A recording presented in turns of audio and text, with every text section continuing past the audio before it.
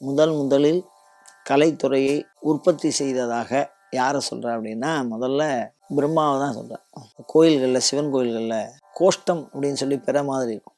அந்த பிறையில் 4 முகமுடைய கையில் கிண்டி அச்சமாலை வச்சுருப்பார். அந்த பிரம்மாவை வணங்கினால் கலைத்துறையிலே புகழடையலாம். அதுக்கப்புறம் மயன் பூசித்த தலங்கள் அப்படின்னு சில தலங்கள் இருக்கு. அந்த மயன் பூஜை பண்ணின க்ஷேத்திரத்தை வணங்கினால் கண்டிப்பாக கலைத்துறையில் மிகச்சிறப்பான ஒரு உன்னத நிலையை அடையலாம்.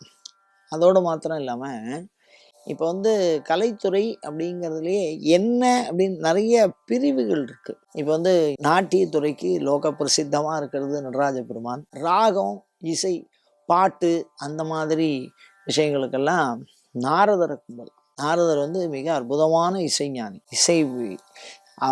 இசையினுடைய தோற்றமே அவர் தான். தும்புரு அப்படின்னு ஒரு சில தேவதை. அந்த தேவதைகளை வணங்கினால் இசை மற்றும் பாடல் துறையில் மிகப்பெரிய ஒரு வளர்ச்சியை கண்டிப்பாக அடைவதற்கு வாய்ப்பு இருக்கு. மிருதங்கத்தை அற்புதமாக சொல்லி கொடுக்குறவர் நந்தி. மிருதங்கத்துக்கு அவர் தான் தேவதைன்னு சொல்கிறார். அடுத்தபடியாக கலைவாணி அப்படிங்கிறது லோக பிரசித்தமான ஒன்று. அந்த கலைவாணியில் 2-3 வகை இருக்குது. கையில் கிண்டி அச்சமாலை வச்சுருக்கிறது, கையில் புஸ்தகம் வச்சுருக்கிறது, நாட்டிய சரஸ்வதியாக இருக்கிறது, துவாரத்தினுடைய முனையில் இருக்கிறது, மாதங்கி அப்படின்னு சொல்லக்கூடிய ஒரு ஸ்ரீவித்யா சம்பிரதாயத்தில் இருக்கக்கூடிய ஒரு தேவதை. இந்த தேவதைகள்லாம் பார்த்திங்கன்னா சாக்த வழிபாட்டில் கலைகளை மிகச்சிறப்பாக, அதாவது கவி எழுதக்கூடிய திறமையை காளிதாசன் காளிகிட்ட பெற்றதாக சொல்கிறார்.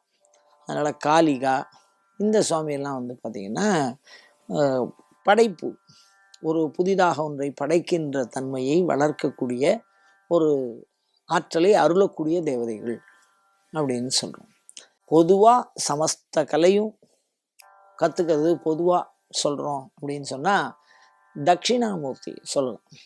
அவர் தான் 4 விதமான கலைகளையும் அனைவருக்கும் கற்பித்தவர் அப்படின்னு சைவம் சார்ந்து சைவத்தில் தட்சிணாமூர்த்தி, வீணா தட்சிணாமூர்த்தின்னு இருக்குது.